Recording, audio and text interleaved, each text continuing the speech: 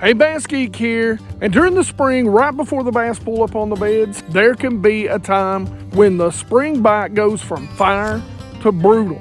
Let me tell you why and how you can catch them.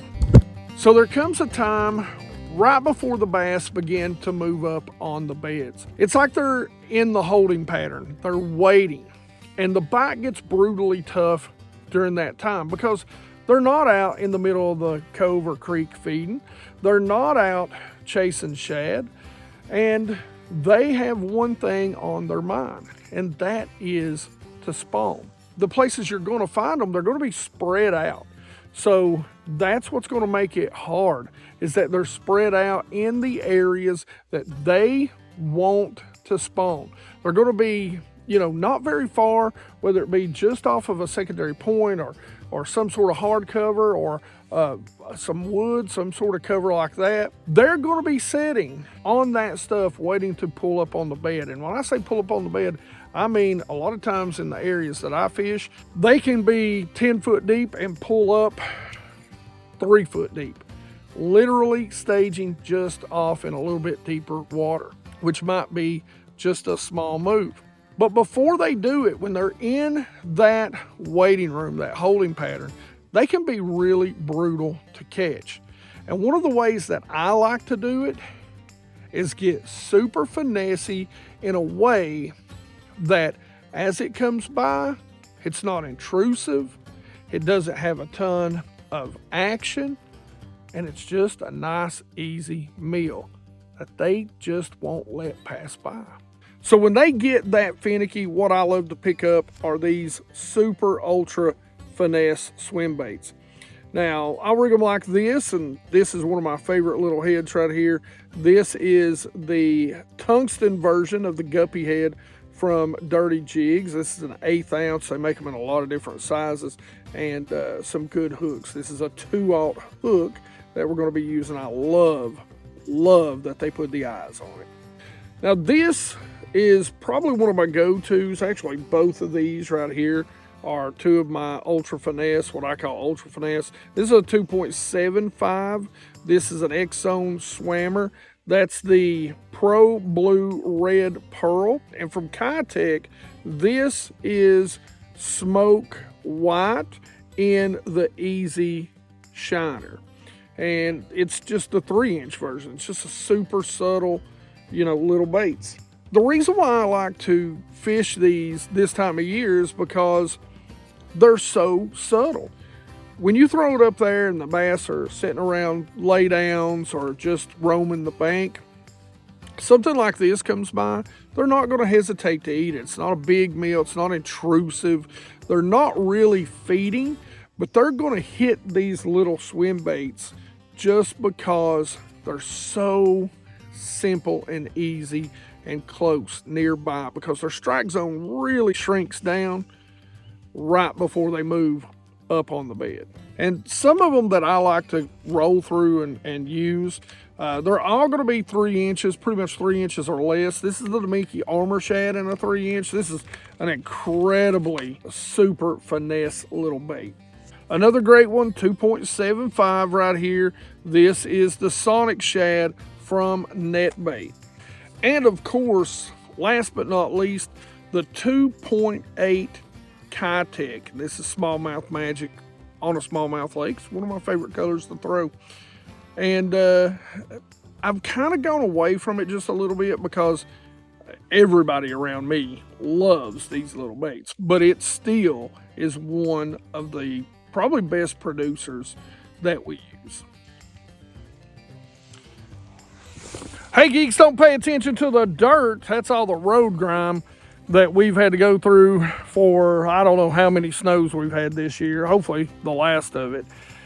But pay more attention to those Boat Effects G-locks right there. If you've got the Garmin Echo Maps, you want the G-locks.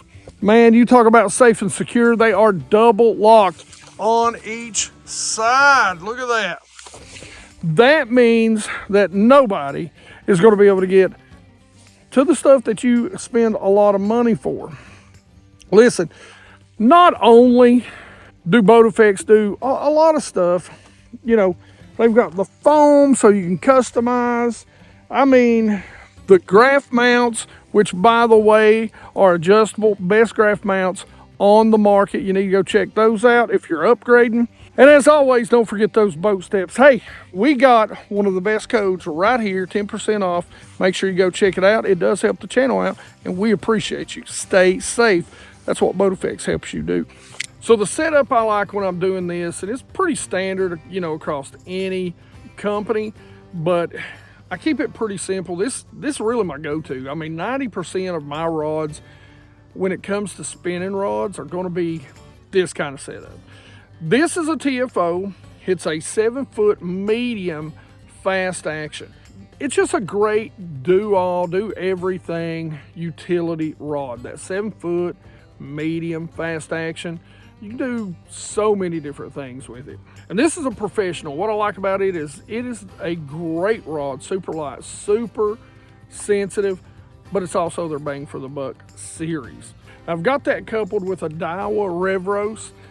Good little reel, super affordable. And on it, we've got the K9 casting braid along with K9 Pro 100 100% fluorocarbon.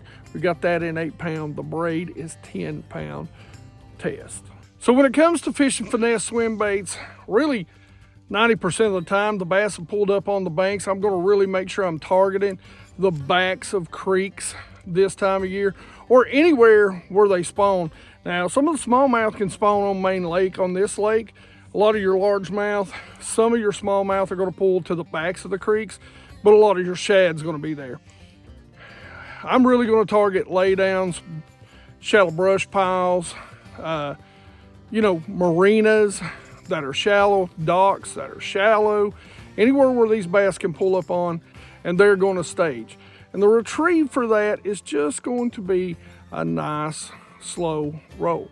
I'm going to throw it up there near the bank, and I'm just going to reel it very, very slowly, very slowly. I cannot stress that enough.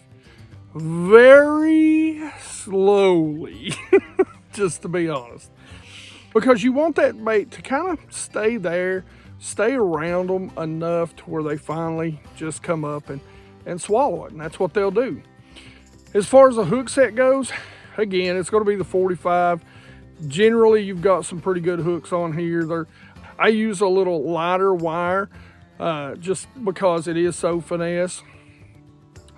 So, you know, set the hook, get them to the boat, get them on your thumb, or if you got a buddy or you got time, get that net out and put them in the boat.